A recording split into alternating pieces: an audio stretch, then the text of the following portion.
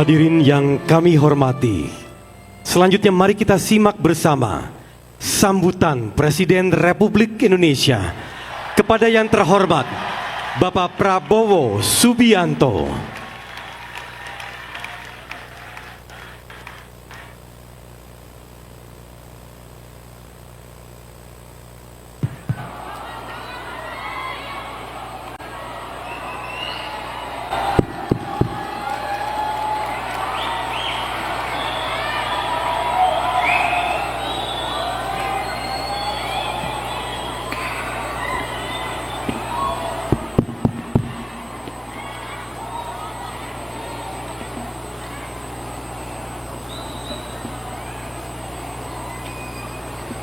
Bismillahirrahmanirrahim. Assalamualaikum warahmatullahi wabarakatuh.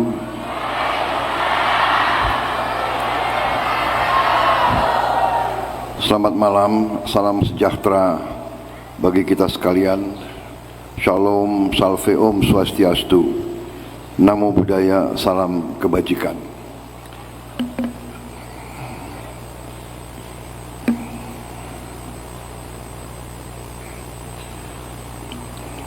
Yang saya hormati dan saya banggakan, Wakil Presiden Republik Indonesia Saudara Gibran Rakabuming Raka,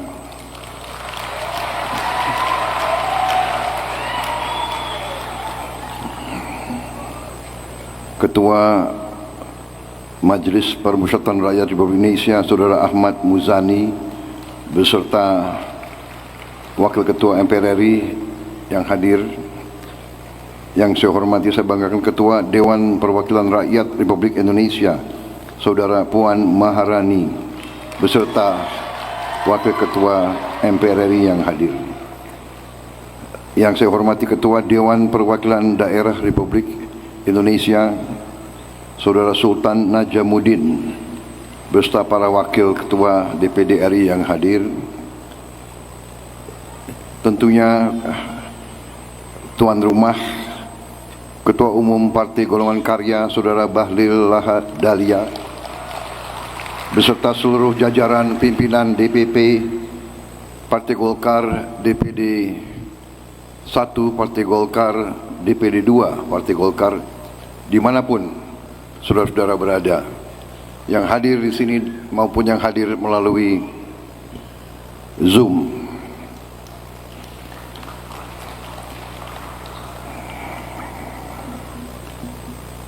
Para menteri koordinator, para menteri, kepala badan, para wakil menteri, serta seluruh anggota Kabinet Merah Putih yang hadir.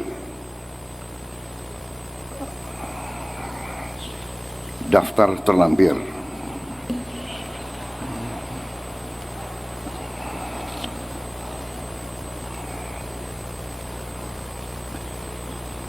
Sambil absen saya sebut satu-satu. Menko Politik Keamanan Jenderal TNI Purnawirawan Jamari Caniago, Menteri Sekretaris Negara Saudara Prasetyo Hadi, Menteri Dalam Negeri Jenderal Polisi Purnawirawan Tito Karnavian,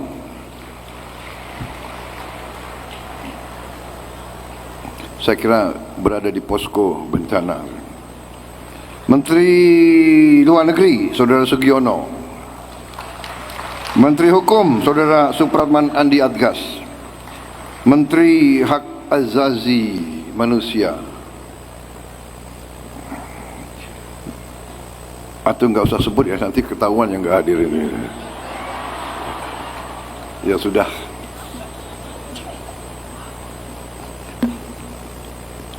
Tapi tadi yang baca doa saya sangat terkesan.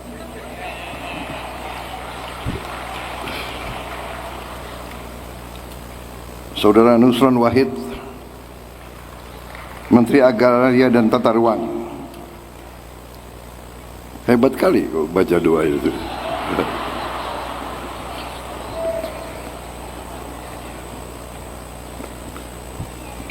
Mungkin salah jabatan kali ya, mungkin dia apa pindah Menteri Agama gitu.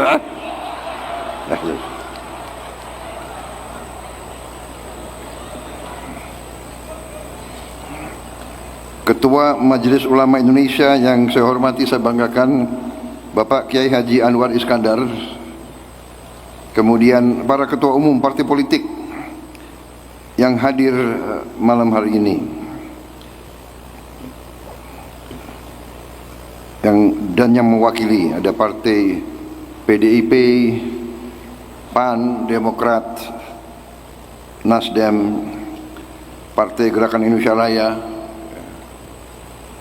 Gerindra, banyak yang hadir di sini. Banyak alumni Golkar juga soalnya itu.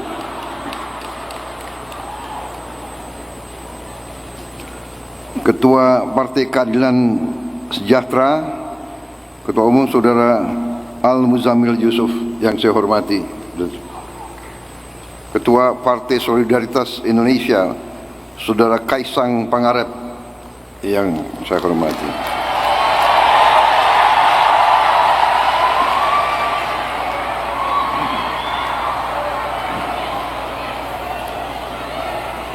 Kok lebih rame dari abangnya ini?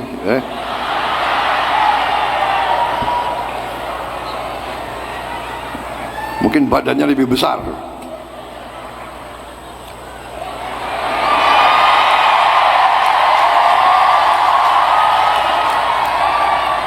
Ganteng lagi. Ini emak-emak senangnya yang ganteng-ganteng gitu.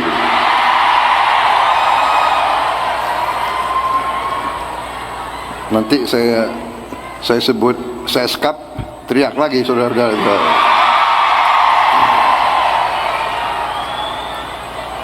Ketua Umum Partai Persatuan Pembangunan, Saudara Mardiono yang saya hormati.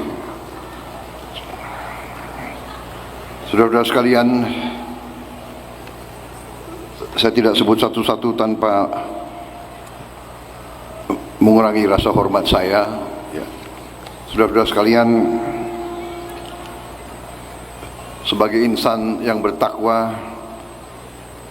marilah kita tidak henti-hentinya memanjatkan puji syukur kehadirat Tuhan Maha Kuasa, Maha Besar bagi umat Islam, Allah Subhanahu wa Ta'ala. Hanya kepadanya lah kita berdoa dan hanya kepadanya lah kita meminta pertolongan. Kita bersyukur atas segala karunia yang diberikan, atas rezeki dan kesehatan yang masih kita alami,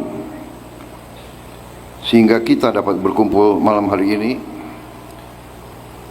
di acara doa untuk bangsa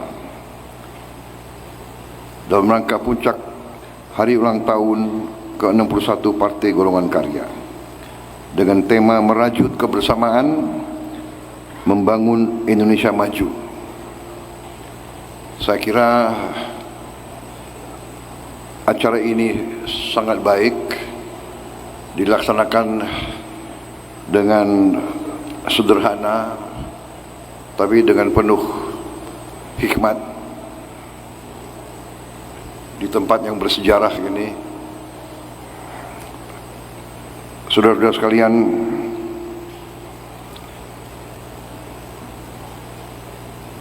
kita berkumpul di saat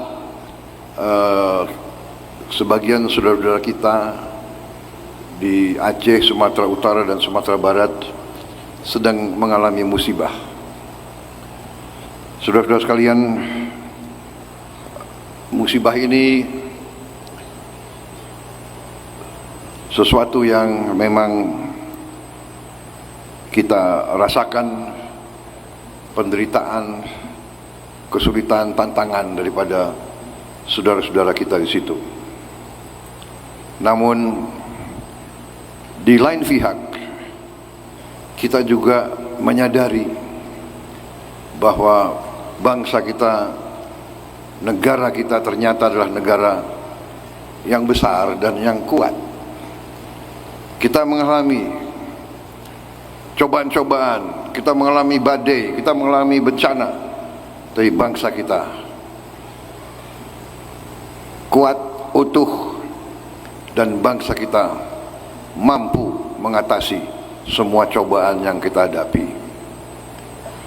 Kita buktikan, rakyat melihat reaksi pemerintah cepat reaksi pemerintah mengatasi masalah. Kita sudah buktikan sekarang, rakyat melihat ada musibah di bagian dari wilayah tanah air kita, tapi alat-alat negara segera hadir. Mungkin beberapa bulan, beberapa tahun yang lalu tidak ada yang bisa memperkirakan bahwa negara kita mampu mengerahkan 50 helikopter. 50 helikopter sekarang sedang bergerak di daerah musibah. Minggu ini helikopter baru datang, 5 buah helikopter minggu ini, dan terus berdatangan. Dan saya sudah perintahkan mulai Januari tahun depan dan seterusnya, kita akan datangkan 200 helikopter di Republik Indonesia ini.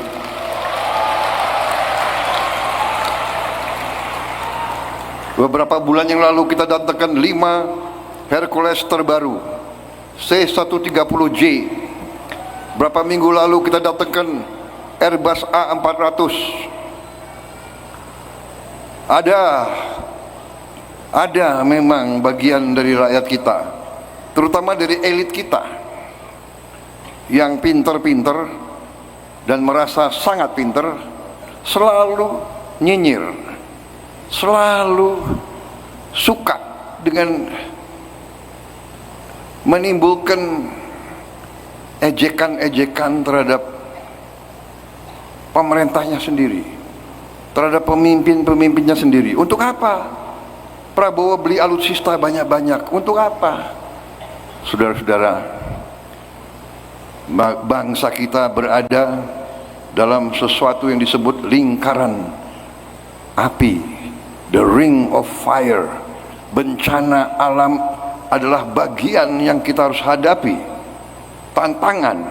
Untuk itu kita harus siap menghadapi yang paling jelek pun keadaan, harus kita siap. Kita tidak bisa kalau ada bencana, kalau ada musibah, kalau ada perang sekalipun, kita tidak bisa datang ke suatu toko beli helikopter. Tidak ada.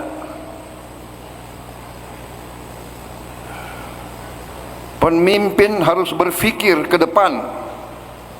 Pemimpin tugasnya adalah untuk berpikir, menghitung, merencanakan.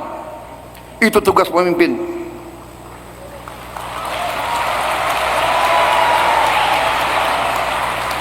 Saya dalam hati, di tengah tentunya kita prihatin, saya merasa bangga dengan aparat yang saya pimpin, dengan pemerintah yang saya pimpin sekarang, dengan tim kerjasama kita.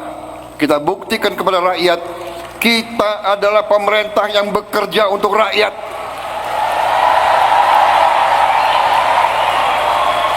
Kita berpikir untuk rakyat, kita berhitung untuk rakyat, kita merencanakan untuk rakyat, dan kita berani mengambil keputusan untuk kepentingan rakyat kita.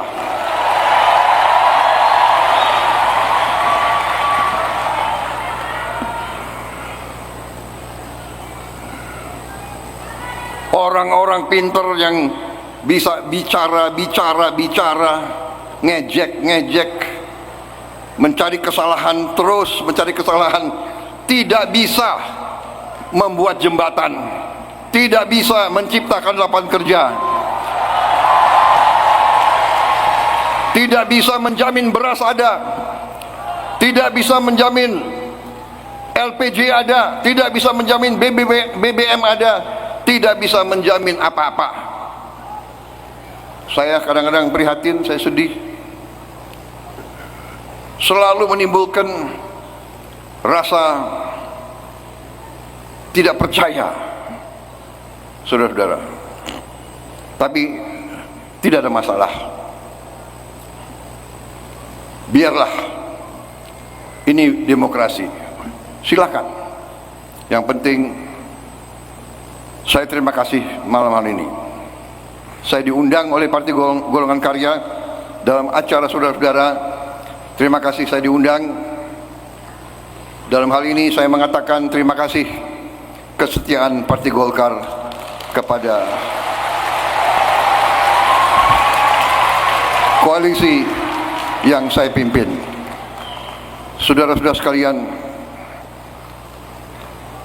pada kesempatan ini saya ingin sampaikan,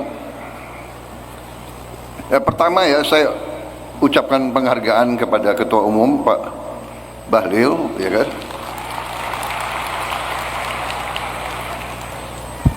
Pak Bahlil ini memang harus saya akui orang yang sangat cerdas. Kalau ini benar-benar saya sangat cerdas. Ya, semua acara sangat detail. Dan beliau turun ke lapangan ke Sumatera juga benar-benar turun ke lapangan. Mungkin karena beliau relatif masih muda, ya, masih fit, apalagi orang dari Indonesia Timur. Ciri khas orang Indonesia Timur, ada ciri khasnya. Anda mau tahu ciri khas Indonesia Timur? Orang Indonesia Timur itu suka berkelahi. Benar ya? Coba mana orang Indonesia Timur angkat tangan. Nah, suka berkelahi, cepat naik, benar? Tapi cepat turun. Dan orang Indonesia Timur itu memang sifatnya itu setia.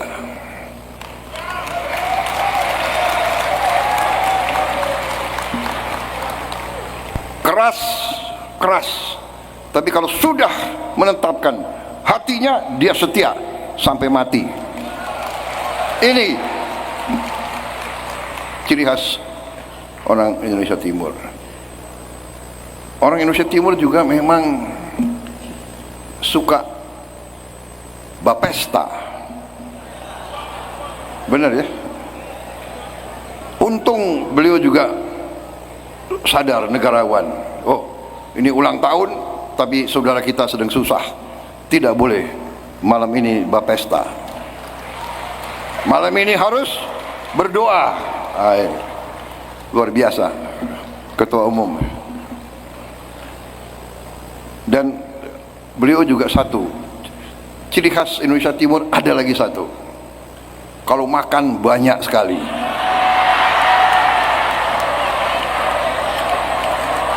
Benar? Benar nggak? Benar ya? Emak-emak yang punya suami dari Indonesia Timur, nah itu repot, saudara. Belanjanya selalu meningkat. Saya punya anak buah banyak dari Indonesia Timur. Selalu masalah. Ransum yang untuk 10 hari, mereka habis 5 hari gitu. Ini ciri khas Indonesia Timur. Jadi terima kasih undangan ini. Ya, saya terima kasih karena memang saya belajar politik di Partai Golkar.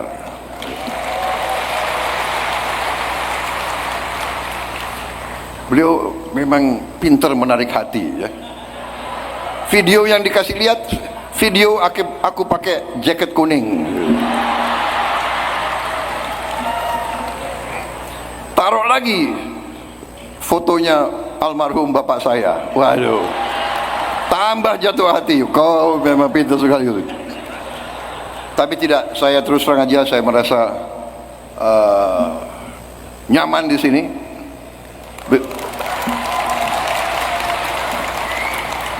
Dari aku masuk, aku lihat muka-muka kawan saya semua di sini, kawan dan senior semua di sini. Bagaimana, ya kan? Iya kan? Ada Mokhtar Ngabalin, ya kan? Katanya, nah kalau siang Mokhtar Ngabalin, kalau malam Denny. Katanya, saya tidak tahu. Saya tidak tahu maksudnya apa. Ya. Jadi saudara, golongan karya, golongan yang partai yang punya sejarah. Ya. Terima kasih saudara-saudara. Saya merasa diperkuat di sini karena kader-kader yang kau berikan kepada aku, mereka bekerja dengan sangat baik. Kita punya teamwork yang baik. Kadang-kadang ibarat tim sepak bola, ya. Saya sebagai katakanlah manajer coach, aku belum ngomong, si tim sudah ngerti maksud. Ya, aku lihat ke kiri, mereka sudah ke kiri. Jadi saya merasa sangat terbantu. Ini bukan ngarang-ngarang, saya terbantu. Satu hal yang sekarang mendasar adalah kita semua sekarang sadar dan mengerti apa itu sebenarnya pesan dari Undang-Undang Dasar 1945. Kita sadar dan saya berterima kasih semua tim saya mengerti, menyadari, dan kita sekarang tidak mau Undang-Undang Dasar 45 hanya menjadi mantra di mulut, tapi tidak mau dilaksanakan. Saya terima kasih para ulama, para kiai. Mungkin mereka lebih berani dari para politisi. Mereka yang minta saya setia laksanakan Undang-Undang Dasar 45 murni dan konsekuen. Murni dan konsekuen. Saudara-saudara, untuk melaksanakan itu perlu persatuan dan kesatuan, dan perlu keberanian. Sebenarnya apa yang ada di Undang-Undang 45 itu sangat sederhana. Bahasa Indonesianya tidak perlu ditafsirkan kembali. Semua jelas ada di situ. Tinggal kita mau atau tidak laksanakan itu. Kalau saya punya keyakinan, kalau kita laksanakan pasal 33, kita laksanakan semua pasal di Undang-Undang 45, pasti kita berhasil. Dan saya sudah buktikan. Saudara-saudara, maaf, saya bicara di sini, saya sudah 1 tahun memimpin pemerintahan. Saya berdiri di sini, di depan rakyat semuanya, di depan saudara-saudara, elit politik. Saya berdiri di sini, saya sudah buktikan, dalam 1 tahun, kita telah mencapai dan kita telah mempersembahkan hasil-hasil nyata untuk rakyat kita.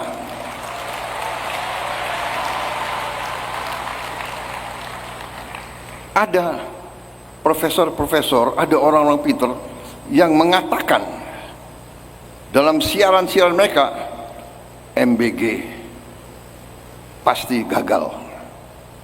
Saudara-saudara, hari ini sudah 49 juta makanan tiap hari, mulut 49 juta penerimaan manfaat tiap hari. Lebih dari 7 kali Singapura kita kasih makan tiap hari, saudara-saudara. Dan sampai di pelosok-pelosok, di tempat-tempat terpencil, kita berhasil untuk masuk. Ini bukan kegiatan main-main, ini bukan kegiatan yang gampang. Ini prestasi logistik mungkin terbesar di dunia selama berapa tahun ini. Brazil berhasil mencapai 40 juta penerimaan manfaat dalam 11 tahun. kita mencapai dalam 12 bulan, tidak sampai 49 juta. Bukan kita bangga hanya dengan angka, tapi maksudnya apa? Kita bisa lihat, saudara-saudara, lihat wajah-wajah anak-anak,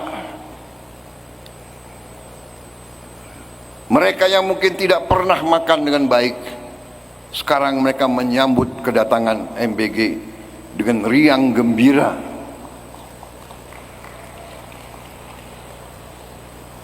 Bagi orang yang tidak pernah melihat anak-anak lapar, dia tidak merasakan.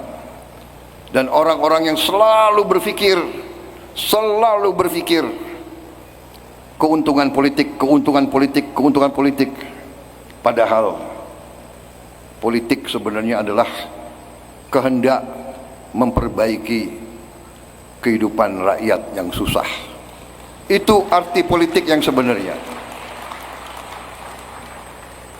Saya ingin ucapkan terima kasih sekali lagi kepada kader-kader yang diberikan Golkar kepada saya, membantu saya. Saya merasa sangat terbantu. Saya merasa semangat merah putih, semangat Undang-Undang Dasar 45 ada, sehingga kita tidak ragu-ragu. Mungkin suatu saat kita harus bertindak dengan tegas. Dan mungkin yang kita tindak mungkin kawan-kawan kita sendiri.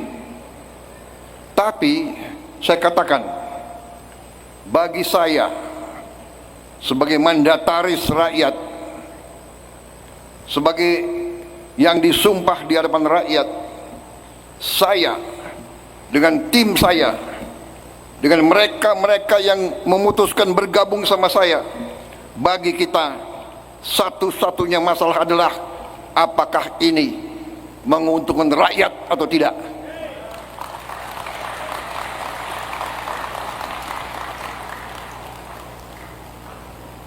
Kepada sahabat-sahabat,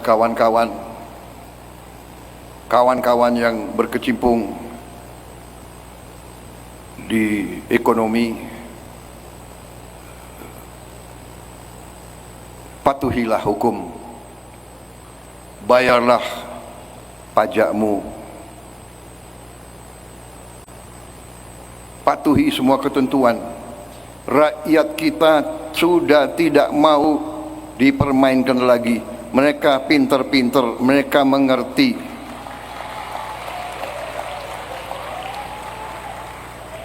Kalau saya bicara sering saya diejek, Prabowo itu Rambo di podium. Apa itu? Ya kan? Hanya berani di podium. Tapi begitu nanti Jaksa Agung KPK bertindak, Prabowo bertindak semena-mena. Tidak, saya berkata, siapa yang melanggar hukum, kembalilah ke jalan yang benar.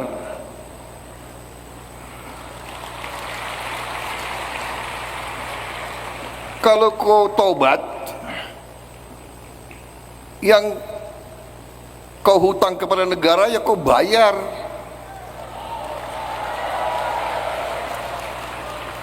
Emang bikin jembatan pakai apa? Rakyat kita susah. Rakyat kita perlu rumah, perlu sekolah yang baik. Nggak bisa bangun sekolah hanya dengan omon-omon.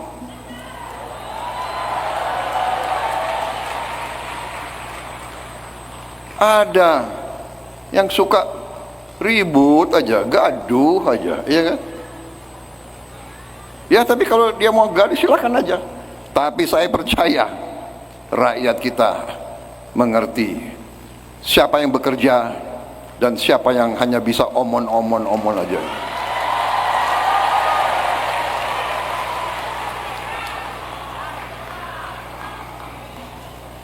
Saudara-saudara, Saya tidak mau menguraikan ya semua apa yang kita telah capai bersama. Saya kira saudara-saudara sudah tahu, dan saya terima kasih para menteri saya, para pembantu saya sekarang turun ke rakyat, sampaikan ke rakyat kondisi sebenarnya.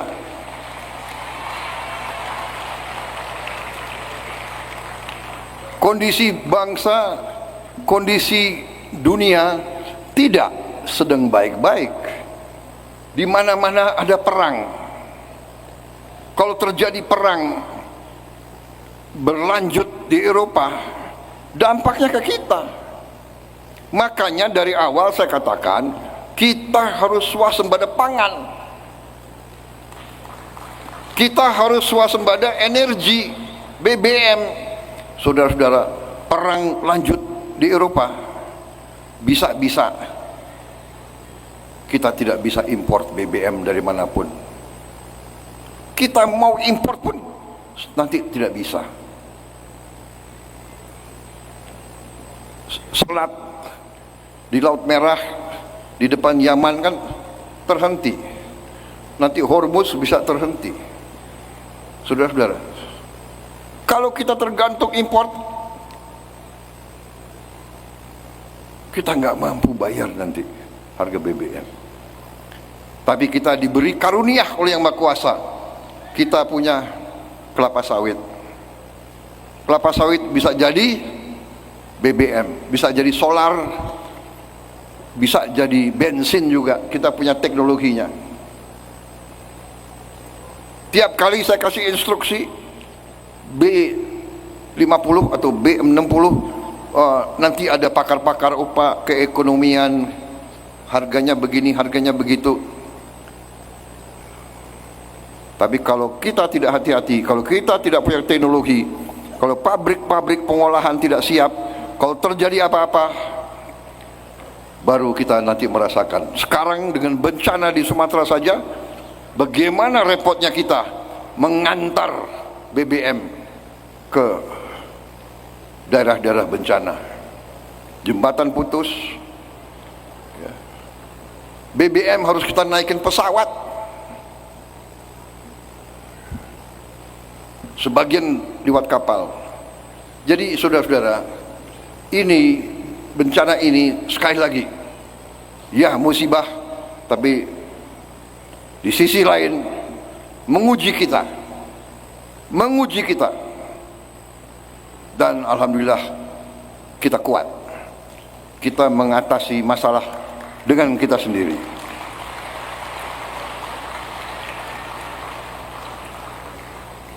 Tapi tentunya sekali lagi, paradigma baru sekarang, politik kita sekarang harus politik yang khas Indonesia. Kita tidak bisa ikut politik-politik negara lain. Belum tentu demokrasi di barat cocok sama kita. Dia ngajarin demokrasi ke kita, padahal dia yang menjajah kita ratusan tahun. Dia ajarin HAM ke kita, dia yang melanggar HAM. Jadi ya rupanya demokrasi, HAM itu sesuai selera. Kalau cocok sama selera mereka, baru diributkan. Jadi kembali saudara-saudara, kita harus percaya kepada kekuatan kita sendiri. Kita harus percaya kepada jati diri kita sendiri. Kita harus bangga dengan sejarah perjuangan bangsa kita sendiri. Kita harus selalu percaya pada diri kita sendiri, dan kita harus mencari solusi kita sendiri. Tidak bisa kita terlalu didikte atau diatur oleh bangsa lain. Demokrasi kita pun harus kita cari jalan terbaik sendiri. Yang disampaikan Partai Golkar berkali-kali harus kita pertimbangkan yang baik-baik. Demokrasi harus mengurangi terlalu banyak permainan uang. Demokrasi harus kita bikin minimal ongkos politik, supaya nanti politik kita jangan ditentukan hanya orang-orang berduit.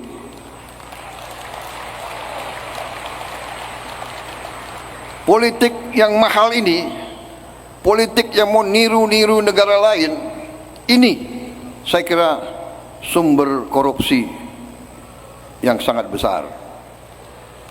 Jadi saya sendiri condong, saya akan mengajak kekuatan politik, ayo marilah kita berani memberi solusi kepada rakyat kita.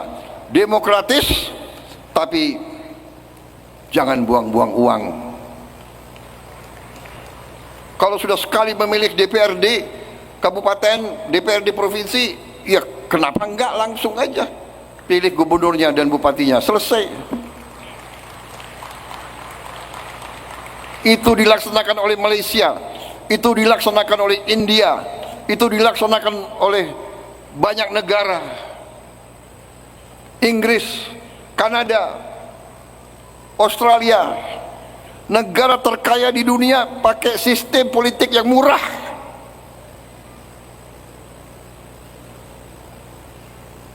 Jadi ini saya kira pemikiran Golkar, Ketua Umum Golkar harus kita pertimbangkan dengan baik. Marilah kita berani, ya. Sekali lagi saya sampaikan keyakinan saya, politik demokrasi Indonesia harus bercirikan persaingan. Pada saat bersaing, begitu selesai bersaing, bersatu, kompak, gotong royong, kerjasama. Dan sekarang saya kembali ingatkan, marilah kita lihat ke depan, marilah kita lihat hari ini, kesulitan rakyat hari ini, dan ke depan. Jangan lihat ke belakang. Nggak usah sakit hati ke belakang, ya kan? Kalau kita lihat ke belakang, ya kita pasti kita nggak tenang. Kita ingat terus, ya kan? Kalau aku ke belakang gimana coba? 5 kali ikut pemilu, 4 kali kalah.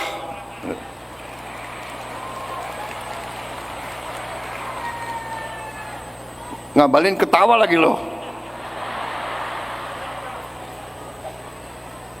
Ya sudah, menang kalah, maju terus, berbuat yang baik terus, mengabdi terus.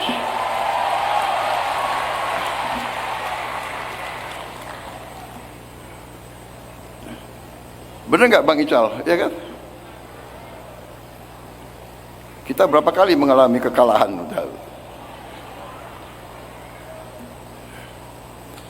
Ya sudahlah. Tidak ada gunanya lihat ke belakang. Tidak ada jembatan bisa dibangun dengan hanya ngomel dan ngenyek. Nggak ada. Nggak ada. Jembatan akan dibangun, ya, jembatan akan dibangun oleh baja, oleh kawat, oleh kayu, oleh batu, oleh semen, dengan uang. Nggak bisa rakyat punya lapangan kerja dengan teori.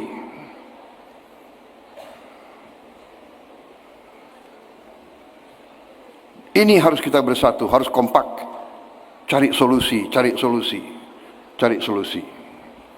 Jadi itu yang saya selalu ajak.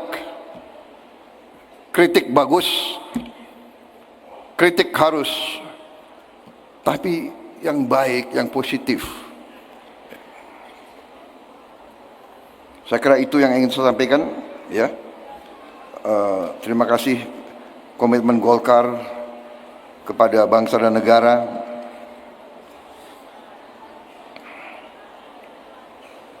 Semoga kita kokoh terus, kita atasi semua masalah bangsa bersama, ya. Kita maju ke rakyat, silakan rakyat yang memilih. tahun 2029 nanti ada persaingan lagi, monggo, terserah siapapun pemenang, kita harus loyal, kita harus bekerja sama. Itu keyakinan saya.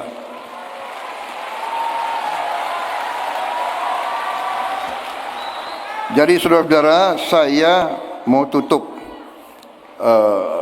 pidato saya sekarang, ya, karena memang waktunya ya udah lumayan, saya masih ada acara lagi. Saya mau tutup dengan pantun.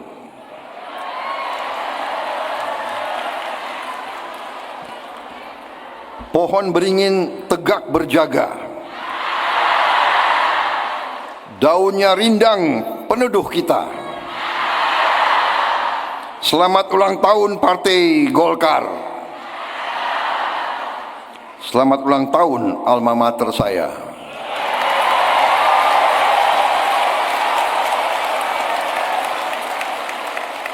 Terus bersatu,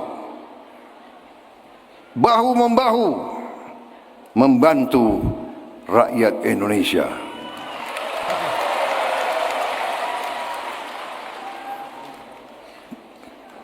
Pantun kedua. Nggak mau kalah saya sama Bahlil.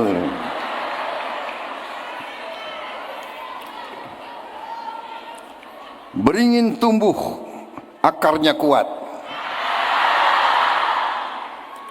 tahan badai, tak mudah goyah.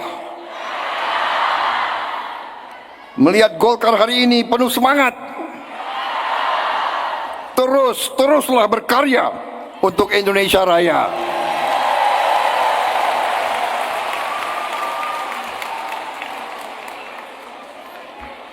Pantun ketiga.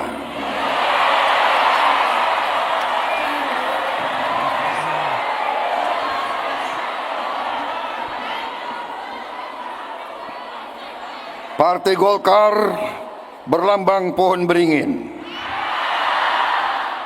Ketua umumnya pemuda dari timur, Bahlil Lahadalia namanya. Kulitnya hitam, giginya putih.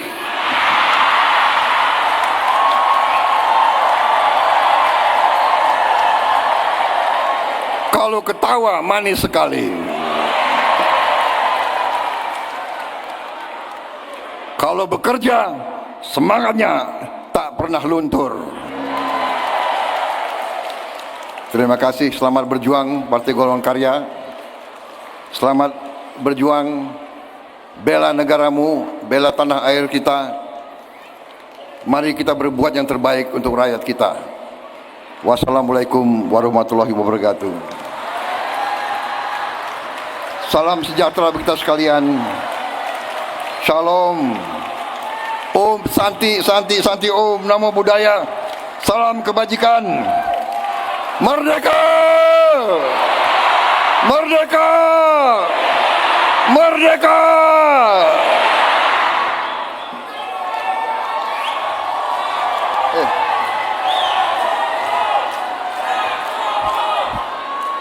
Saya datang ke sini, saya ingin dengar Mars Golkar.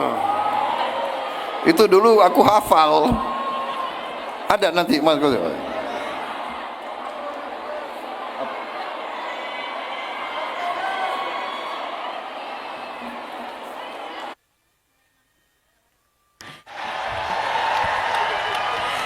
Hadirin sekalian, dengan demikian rangkaian acara puncak HUT ke-61 Partai Golkar pada malam hari ini telah selesai dilaksanakan. Kami ucapkan terima kasih atas kehadiran Presiden Republik Indonesia, Wakil Presiden Republik Indonesia beserta seluruh tamu undangan pada malam hari yang berbahagia ini.